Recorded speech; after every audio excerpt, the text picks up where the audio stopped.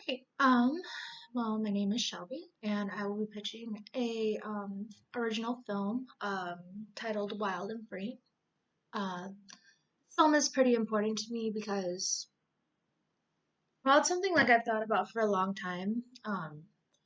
It is based heavily on a lot of my experiences that I've experienced post high school, and I remember going through um, a lot of different changes, hanging out with a lot of different people, becoming my own person, and getting into a fair amount of trouble. But I know, like growing up in a south suburb town where you are someone who's always had to work for things and never really could ask for anything. I've worked really hard, and being one of the only person out of my entire friend group, and my friend group is pretty much my only family that I have, and um, work being like one of the only ones in my entire friend group that's actually pushing my way through school and is actually doing school. It's really interesting to just see like how different everyone is growing up. And I remember that my friend group in high school, like I wasn't always in the group. I didn't get in the big group until um, about like my junior senior year. But I remember everyone always thought of them as like burnouts and losers and lame and like people that were never gonna go anywhere. Um, there was like a very big divide, especially being someone who was an AP student, an honor student, and I did clubs all the time. I just wasn't exactly, one of the skateboarding chicks who smoked cigarettes and hung out like around the town and was always like going to another party or something and hanging out with kids who graduated. And it was just a very big divide. There was a very preppy scene and there was a very not so preppy scene.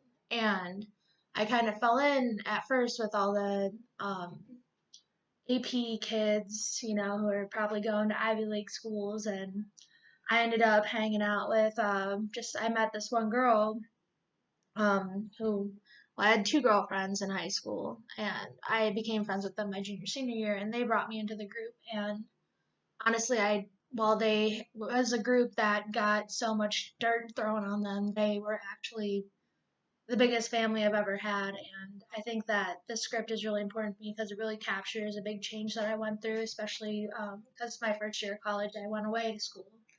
And I had probably the most crazy, insane summer of my life.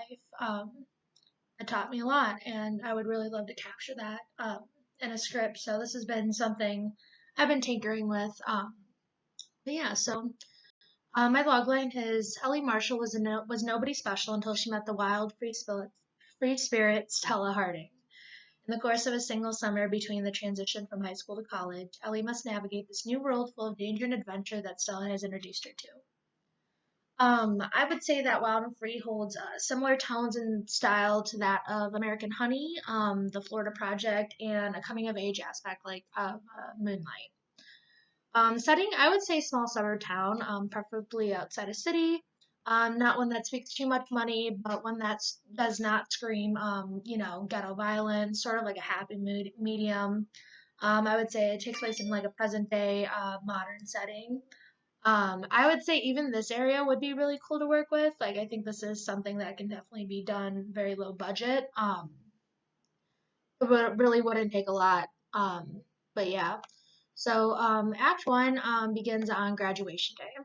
Here we see young, innocent Ellie Marshall getting ready for her big day. Her family is fairly nuclear average. She is a petite blonde honor and AP student with a full ride to college come fall. She wears a white dress and is very soft-spoken. The ceremony takes place. It is clear she looks around. Some people are goofing off, the so-called bad kids. Ellie takes note of Jack, captain of the burnouts. He meets her eyes and smiles, popping what looks to be a bar of Xanax in his mouth. He winks at her. She's slightly uncomfortable, but slightly pulled in. The ceremony ends, and her two friends, Emily and Hannah, ask if she wants to go out for ice cream later and have a girls' night after they all go out to dinner with their respective families. Ellie says that she got invited to the big party that everyone's going to, but Emily and Hannah say that it would be ridiculous to go. They're a bunch of drunks and losers. Ellie just kind of stays quiet. Ellie stops to get gas on the way to Hannah's house. As she is walking in, Stella Harding, pretty much think like bright red hair, super tough, badass chick, slams the car door that belongs to her longtime toxic boyfriend Jared and hops out, telling him to screw off. Ellie gets caught in the middle of their argument, and Stella says that she has a ride to the party. Her new friend will take her. Jared says that Stella does not even know the pretty princess's name. Ellie states her name and agrees to take Stella. Um, Jared drives off, and Stella goes in to go get cigarettes. As they're driving to the party, Stella starts smoking in the car. Ellie knows it's her parents' car and that they do not smoke in it, but she still doesn't say anything. Stella asks if Ellie wants to stop at her house to change because she looks a little too churchy. Excuse me. They walk in, so they walk into Stella's house. It pretty much smells like weed smoke. Her mom is drinking beer at the table doing scratch offs with the dog. Her little brother is running around in a diaper. Stella's mom, Jade, comments on Ellie's appearance. She tells Ellie not to let her daughter take her down the sinner's path, being sarcastic. Ellie gives sort of a nervous laugh. And Stella does Ellie's makeup and gives her a cool outfit. Ellie looks completely new. Stella gives her a shot of Hennessy and Ellie nearly pukes. Stella laughs and analyzes her. She says that she finds her interesting. Ellie says that she really isn't. Stella says that time will tell. So they head to the party. Stella takes Ellie under her wing pretty much. They drink, they have a good time. Hannah and Emily are basically blowing up her phone with several missed calls. She texts and says, "Hey, I got caught up. Please cover for me." Ellie finally looks genuinely happy. Her and Stella dance, they drink, they play beer pong, other drinking games. A drunk Ellie ends up wandering outside where she finds Jack. They talk for a bit. He offers her a smoke. She takes it. Stella runs out and says that they gotta go. Jared just saw her make out with like 3 dudes and is super pissed. Jack says that he hopes to see her around again sometime. Ellie stays the night at Stella's house. They sleep in her bed next to each other, makeup smudged and drunk. They talk for a little bit. The next morning, Ellie gets up, changes into her old clothes. She leaves before Stella wakes up and sneaks out. And this brings us into Act 2. Ellie goes out for lunch with Hannah and Emily. She tells them of her adventure. They are not as entertained. They tell... Oh, there we go. Okay, so Act 2. Ellie goes out for lunch with Hannah and Emily. She tells them of her adventure, but they are not as entertained. They tell her that Stella is trash and that she should stay away and that they know what is best for her, that they wouldn't have covered if they had known. Ellie pretty much goes quiet as they talk over her about like pointless things, instantly changing the subject. So Ellie returns home where her mom tells her about a new church volunteer program.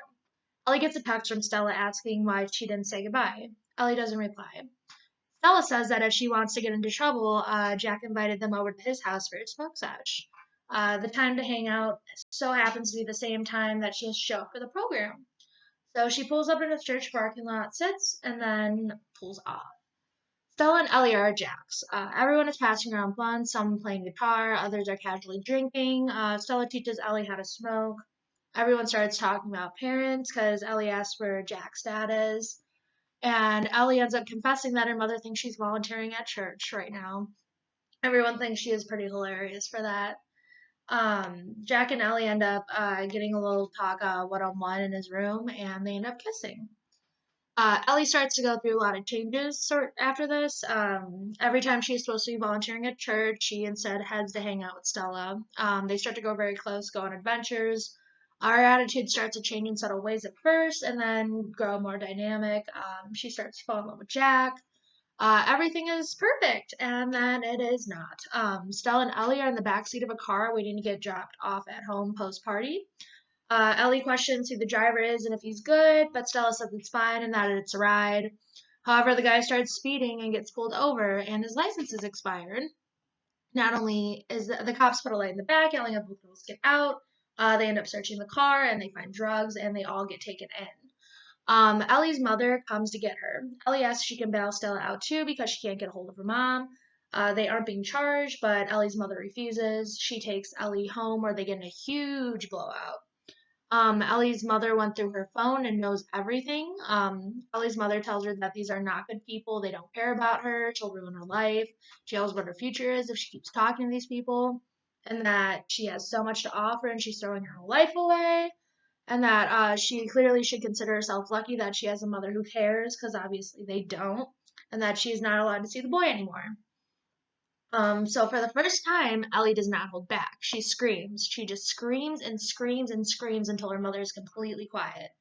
She says that she hates everything about this perfect, stupid life and that nothing is real about it. She tries to grab her phone, but her mother doesn't let her, so she just grabs her purse and flees. She goes to Jack's house, knocking on his door. He takes her in. She cries and tells him what happens. They talk. They start to kiss, and then she essentially loses her innocence in that part. And then the next morning, they wake up. They try to go get Stella out, but she's already at home. Ellie hugs Stella, saying that she's sorry. She said that she left home, and Stella says that she can stay with her. They decide to start drinking. Stella and Ellie start to party harder. Ellie starts smoking regularly. They find themselves in more trouble. Ellie's mother tries to get her to come home, but she refuses. She starts experimenting with different drugs. Jack tells her that she needs to calm down with them, but she just doesn't listen. She starts to make a slew of horrible choices. Ultimately, she pretty much pushes almost everyone away once she realizes that the party is over. She finds her way home eventually, but she knows she cannot stay. She's changed and she leaves in a few days for school, and that's just not where she belongs anymore. She goes to find Jack first. She apologizes for what she did to him and for breaking his heart. He says that he will always be here. And then she goes to Stella next. They talk about the first time that they met at the gas station, how everything had changed in a couple months. She says that she's sorry for doing Stella dirty and that she'll come back. College is not forever. They hug each other, sharing a cigarette. Yeah, so that is where Wild and Free pretty much wraps up. I hope you enjoyed my pitch, and thank you very much.